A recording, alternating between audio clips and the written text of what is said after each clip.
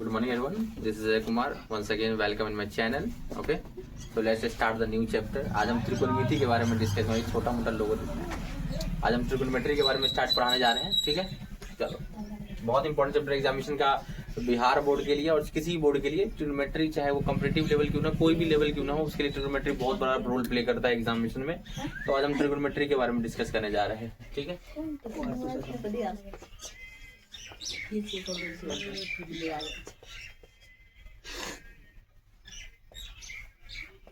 Background का voice काट देना। ट्रिग्नोमेट्री हिंदी में इसी को त्रिकोणमिति बोला जाता है।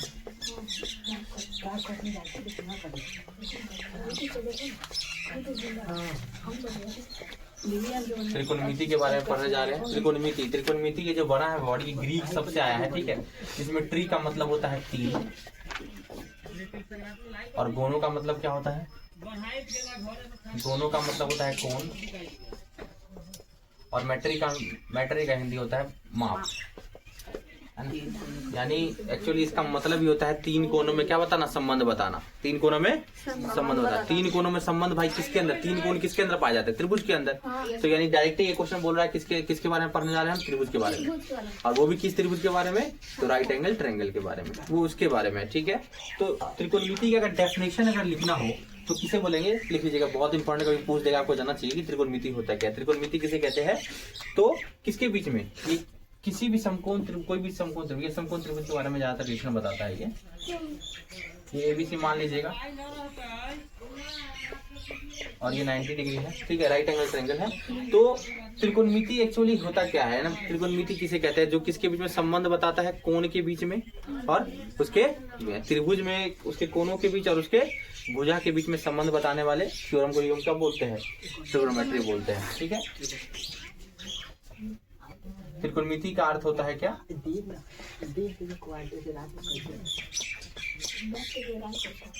त्रिकोणमिति का अर्थ होता है किसके बीच में? हाँ, कोण और किसके बीच में? भुजा के बीच में संबंध बताना।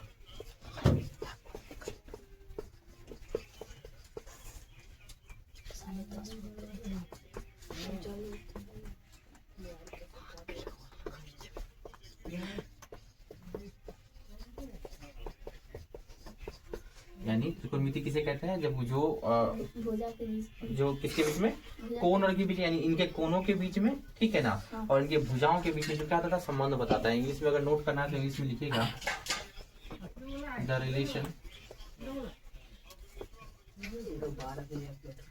द रिलेशन बिटवीन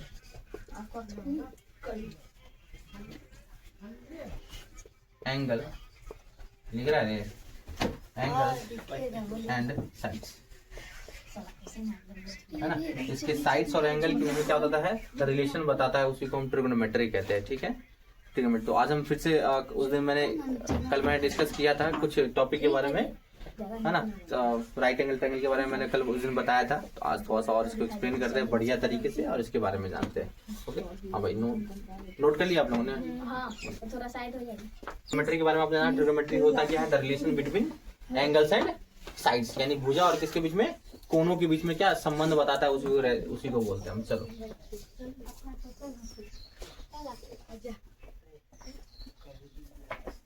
चलो, आज समकोण त्रिभुज के बारे में बढ़िया से एक्सप्लेन करते हैं। ये एक समकोण त्रिभुज है। समकोण त्रिभुज किसे कहते हैं उसके बारे में आप जानिएगा।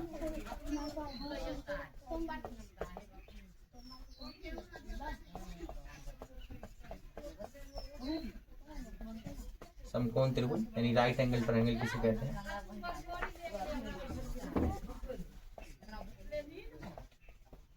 जिस त्रिभुज का एक कोण क्या होता है? 90 डिग्री होता है। जिस त्रिभुज का एक कोण क्या होता है, उसे क्या बोलते हैं हम लोग? समकोण त्रिभुज बोलते हैं। ठीक है, और ये सबसे इसमें बेसिक थिंग है, याद रखिएगा कि 90 के सामने वाले को हमेशा याद रखना, इसका नाम कर देते हैं। 90 के सामने वाले को हम क्या बोलते हैं? कर्ण बोलते हैं। हमेशा यही कर्ण होगा, चाहे कैसे भी घुमा दे, जहां देखिएगा 90 है उसके सामने वाले को कर्ण कहिएगा, ये कर्ण होता है। ठीक है, ये कर्ण होता है। इंग्लिश में इसको हाइपोटेनस बोलते हैं। शॉर्टकट में इसको एच बोल सकते हैं। अच्छा, एच को हम एच, ये जरूरी नहीं कि सिर्फ एच, इसको एच ही बोले। इसका एक एच को हम ये भी बोल सकते हैं, कितना? एसी। क्या बोल सकते हैं उसको? एसी। या तो एच बोलेंगे या तो क्या बोलेंगे? एसी बोलेंगे, या तो एच या तो डायरेक्ट एसी बोल सकते हैं, ठीक है। और जो ये दोनों भुजा बच गए, ये इसी में एक और ग्रीक शब्द आता है थीटा, जिसके बारे में हम डिस्कस करेंगे। वैसे एक्चुअल में हमेशा यही लंब होता है, इसे हमेशा लंब मान के चलिएगा। ये इंग्लिश में परपेंडिकुलर बोलेंगे, शॉर्टकट में इसी को हम पी से डिनोट करते हैं, ठीक है। पी या तो इसको पी बोल सकते हैं हम इसको, या इसको हम ए बी बोल सकते हैं, ठीक है। या ए बी बोलिए या बी ए बोलिए, दोनों बातें की है। और जो नीचे का हो गया ये आधार कहलाता है, देख रहे हैं, ये आधार कहलाता है नीचे वाला, ठीक है। दिस इज कॉल्ड बीसी, या इसको बीसी के नाम से जान सकते हैं, या इसे आधार कहेंगे, ठीक है। शॉर्टकट है बी। ये वाला बहुत इंपॉर्टेंट है भाई, समझ लो इसके बारे में, क्योंकि आगे जाके बहुत ये तंग करता है हर एक चीज में, ठीक है। 90 के सामने वाला करें हमेशा कर्ण कहलाएगा, ठीक है। समझ लो यहाँ पे 90 के सामने वाला हमेशा क्या कहलाएगा? कर्ण। या तो उसको शॉर्टकट में एच बोलते हैं, ठीक है। हाइपोटेनस यानी एच बोलेंगे। और एक ये रहा, ठीक है, इसको या तो एसी ही बोल सकते हैं, ठीक है। उसके बाद ये दोनों जुड़वा भाई होते हैं, यानी मान के चलो जुड़वा साइड्स होते हैं, ये दोनों कभी बदलते रहते हैं, है ना। तो ये लंब है, ये आधार है। कभी ये आधार हो, कभी ये लंब होगा, कभी ये आधार। तो ये डिसाइड कौन करेगा? मैंने उस दिन थोड़ा सा बताया था, ये डिसाइड करेगी, इसका एक एंगल होता है थीटा, उसको हम ग्रीक शब्द में एंगल को हम थीटा से डिनोट करते हैं। थीटा एक वर्ड है, ठीक है, जिसमें हम एंगल को क्या करते हैं? डिनोट करते हैं। ये मान लो ये थीटा हो गया। तो अगर हम थीटा यहाँ देते हैं, अगर हम थीटा, तो यही तो ये बेस है। इसके अकॉर्डिंग 90 के सामने हमेशा कर्ण, ठीक है, ये बेसिक पॉइंट। और थीटा के सामने वाला लंब, थीटा के सामने वाला लंब, और उसके बगल वाला आधार, बगल वाला आधार। बट अगर हम थीटा ये ले, थीटा अगर अल्लाह मतलब सब इसमें रिकॉर्ड हो जाएगा, ठीक। तो और ये आधार, अगर मान लो थीटा ये लेते हैं, तो लंब कौन होगा? ये वाला, ये लंब हो जाएगा, और ये क्या हो जाएगा? फिर समझो बात को, बहुत इंटरेस्टिंग है ये। एग्जामिनेशन में क्वेश्चन डायरेक्ट पूछ देता है, ठीक है। अब बताएंगे क्वेश्चन में कि अभी कैसे होगा, सो ठीक है। ये दिख रही है वाला, ये वाला आधार है, लेकिन इसको बताएगा कौन? थीटा। इसे कौन बताएगा? थीटा, ठीक है। थीटा एक एंगल को हम डिनोट करते हैं, ठीक है, एक ग्रीक वर्ड है जिससे हम एंगल डिनोट करते हैं। थीटा बताता है, क्या बताता है? अगर थीटा यहाँ पे है, तो थीटा के सामने वाला क्या कहलाएगा? लंब, और उसके बगल सटे हुए जो नीचे आधार। लेकिन अगर थीटा यही हो जाएगा, तो लंब कौन होगा? ये वाला लंब होगा, यानी क्या? बीसी वहां पे क्या होगा? लंब। याद रखिएगा, आप डायरेक्ट बी यहाँ पे डायरेक्ट इसको लंब लिख सकते हैं, या डायरेक्ट इसको बीसी भी लिख सकते हैं, या बीसी लिखिए या सी भी लिखिए, बात एक ही है, ठीक है। देखो इस लाइन को हम क्या लिखेंगे? बीसी लिखेंगे ना, या सी भी लिखेंगे, बात एक ही है, ठीक है। तो ये किसके बारे में था? इसके बारे में था, समकोण त्रिभुज के बारे में। और समकोण त्रिभुज एक नियम का पालन करती है, पता ही है, पाइथागोरस। जो पाइथागोरस का समकोण त्रिभुज को एक और भाषा, दूसरे भाषा में अगर डिनोट करना, एक भाषा तो ये रहा कि समकोण त्रिभुज किसे कहते हैं?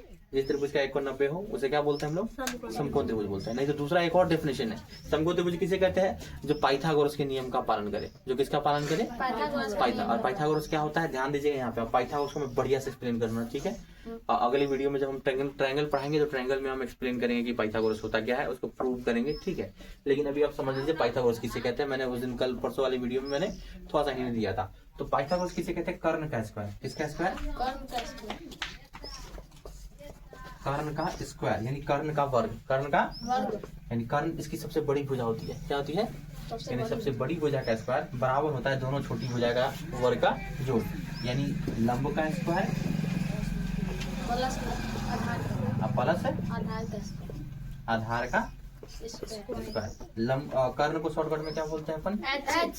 एच बोलते हैं। तो एच का स्क्वायर बोल सकते हो, इज इक्वल टू क्या बोल सकते हैं अपन लोग? पी का स्क्वायर। लंब को शॉर्टकट में पी डिनोट करते हैं, पी का स्क्वायर प्लस आधार, यानी किसका स्क्वायर? पी का स्क्वायर। अच्छा यहाँ से चेक करना। अच्छा कर्ण को एक और नाम हम दे सकते हैं, कितना? एसी। तो हम एसी का स्क्वायर भी लिख सकते हैं। नहीं दिख रहा है। अच्छा इसके आगे नोट कर लो, ठीक है, यहाँ ठीक है। तो कर्ण है ना, कर्ण की जगह पे हम एक और चीज लिख सकते हैं, क्या? एसी का स्क्वायर,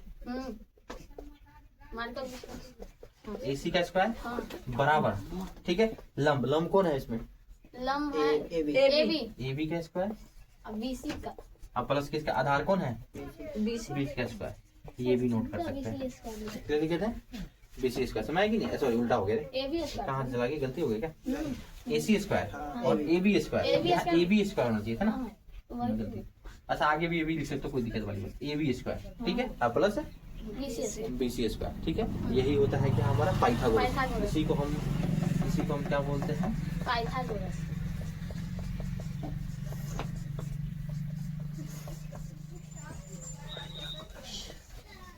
ये पाइथागोरस थ्योरम होता है, ठीक है। इसको प्रूफ भी करेंगे, ये 5 नंबर के एग्जामिनेशन में आता है, लेकिन अभी हम सिर्फ थ्योरी डिस्कस कर रहे हैं। ओके, हाँ तो नोट कर लीजिए। नोट कर लो सब बच्चे, pause the video and note it down.